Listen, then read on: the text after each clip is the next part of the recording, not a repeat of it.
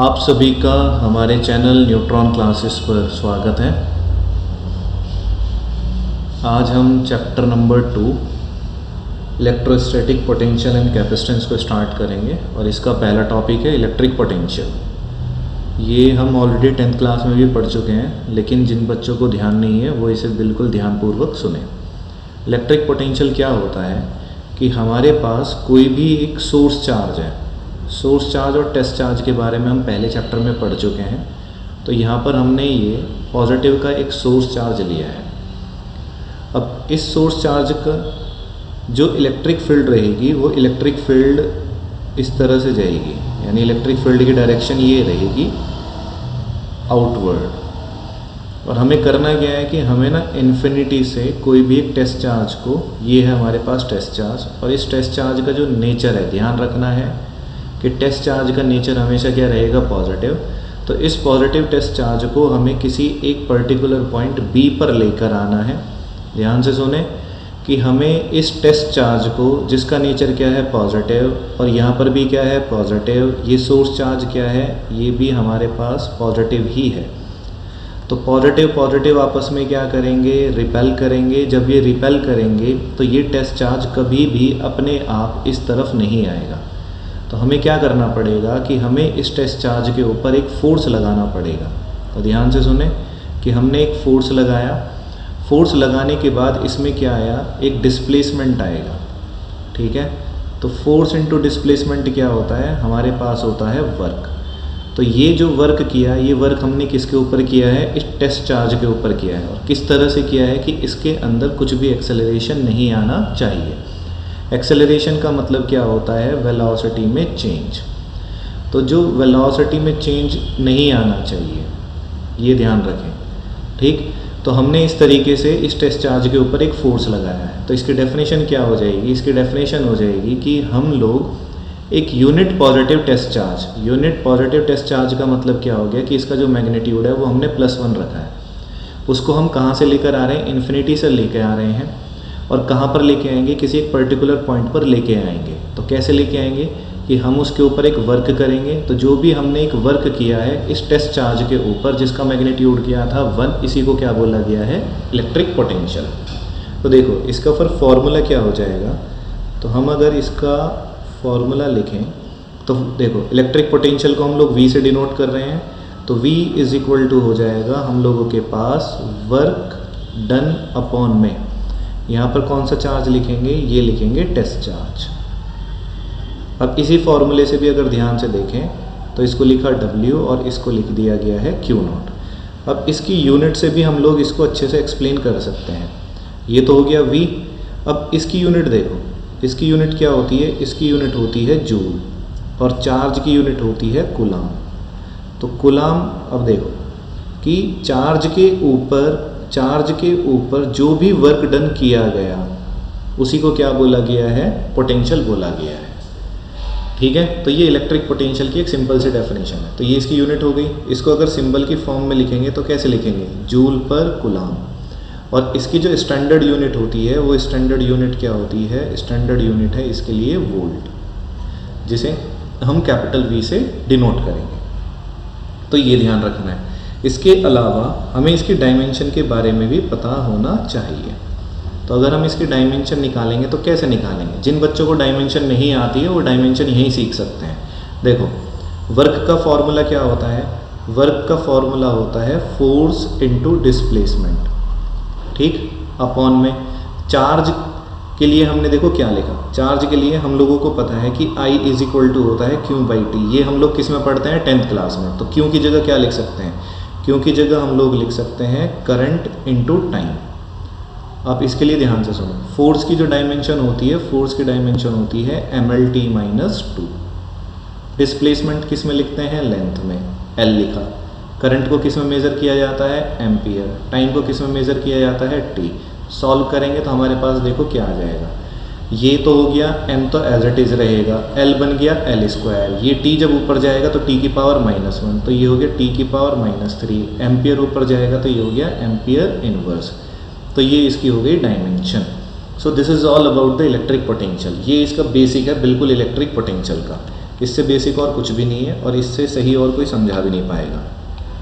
ठीक, अब अगर इसके बारे में कुछ और पॉइंट देखें कि इलेक्ट्रिक पोटेंशियल का बेसिकली रोल क्या है, तो अगर हम इसके नोट करके देखें तो नोट में सुन कि जो इलेक्ट्रिक पोटेंशियल है, एक तो ये रिप्रेजेंट करता है, ध्यान से सुनो कि जो इलेक्ट्रिक पोटेंशियल है इट रिप्रेजेंट्स द, ये किस चीज़ को रिप्रेजेंट करेगा, degree of electrification, degree of electrification मतलब कि उसके ऊपर चार्ज कितने हैं, इलेक्ट्रिफिकेशन ऑफ द बॉडी। दूसरा, ये इंडिकेट करेगा या ये हेल्प करता है इस चीज़ को डिटरमाइन करने में, किस चीज़ को डिटरमाइन करने में, तो हमने लिखा कि to determine the direction of, to determine the direction of flow of charges, कि जो भी चार्ज रहेंगे वो किस डायरेक्शन में फ्लो करेंगे।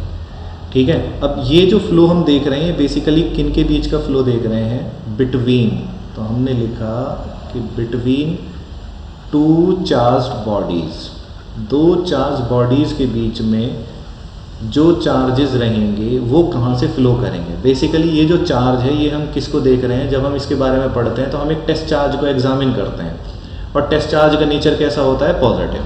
ठीक, अब केमिस्ट्री में हम लोग पहले ही सीख चुके हैं कि जो भी चार्जेस फ्लो करते हैं वो फ्लो कहाँ से करते हैं, they flow from higher potential to lower potential. ये हायर पोटेंशियल से कहाँ फ्लो करेंगे, लोअर पोटेंशियल की तरफ। अब हायर पोटेंशियल किसका माना गया है, हायर पोटेंशियल माना गया है पॉजिटिव टर्मिनल को और लोअर पोटेंशियल माना गया है नेगेटिव टर्मिनल को। इसका मतलब किसी भी बॉडी से जो चार्जेस फ्लो करेंगे वो कहाँ से फ्लो करेंगे, पॉजिटिव से नेगेटिव की तरफ। तो ये इलेक्ट्रिफिकेशन है।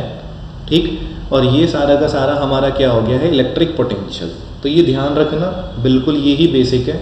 तो इसको याद कैसे करेंगे, देखो याद करने का सिर्फ एक ही तरीका है कि फॉर्मूला होता है V = W/Q, कि चार्ज के ऊपर कितना वर्क, मतलब चार्ज के पास कितनी एनर्जी है उसी को क्या बोला गया है, पोटेंशियल, या चार्ज के पास कितनी एनर्जी होने वाली है उसी को क्या बोला गया है, पोटेंशियल। डिफाइन कहाँ से करेंगे, वर्क डन अपॉन चार्ज से। ठीक, फिर इसके बाद हमारा जो नेक्स्ट टॉपिक आता है that is electrostatic potential difference. Electrostatic potential difference का मतलब क्या हो गया है कि फिर से देखो वही डायग्राम है, ये रहा हमारे पास पॉजिटिव चार्ज।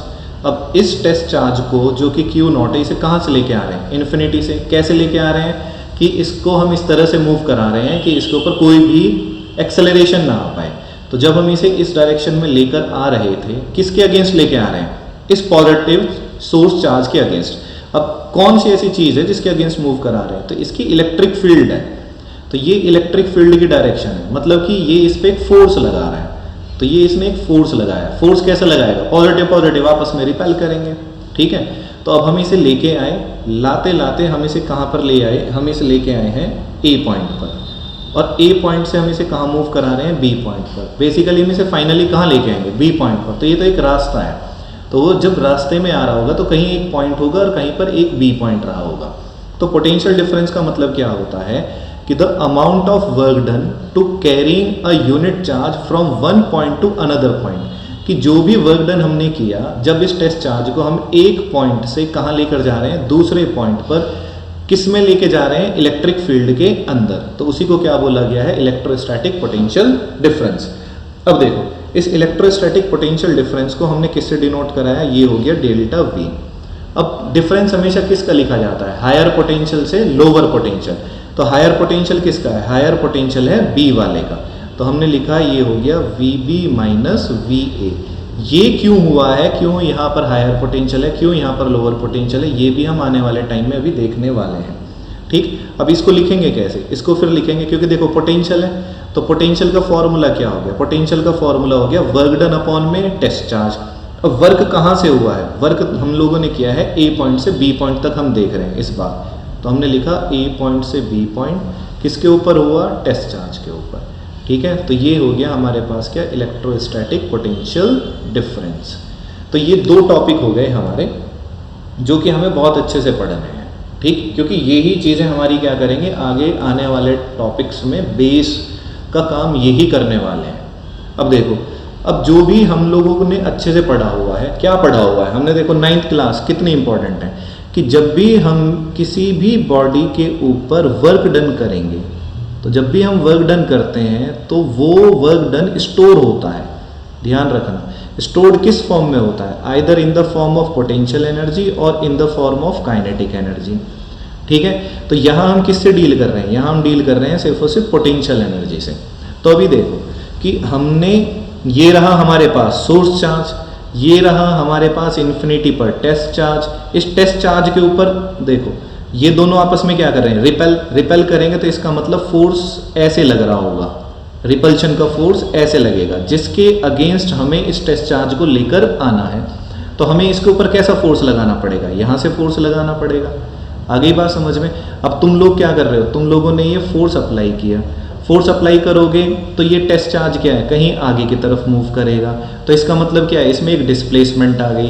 अब फोर्स इनटू डिस्प्लेसमेंट क्या होता है, वर्क डन। ध्यान से सुनो ये सारी की सारी चीज़ें कि फोर्स इनटू डिस्प्लेसमेंट क्या हो गया है हमारे पास, वर्क डन। और यही वर्क डन किस तरह से स्टोर हो जाएगा, पोटेंशियल एनर्जी की फॉर्म में इसको स्टोर होना पड़ेगा। बात समझ में आ गई। तो जो फॉर्मूला कभी पोटेंशियल का V is equal to W/Q0 आ रहा है, अब वही वर्क डन क्या हो जाएगा, यही वर्क डन स्टोर होने वाला है इन the form of potential energy, जिसको हम डिनोट किससे कर रहे हैं, U से। तो ये क्या हो गया, ये हो गया हमारे पास Q0। तो ये फॉर्मूला भी अभी बनने वाला है। तो देखो नेक्स्ट टॉपिक हमारे पास क्या है, इलेक्ट्रोस्टैटिक पोटेंशियल एनर्जी।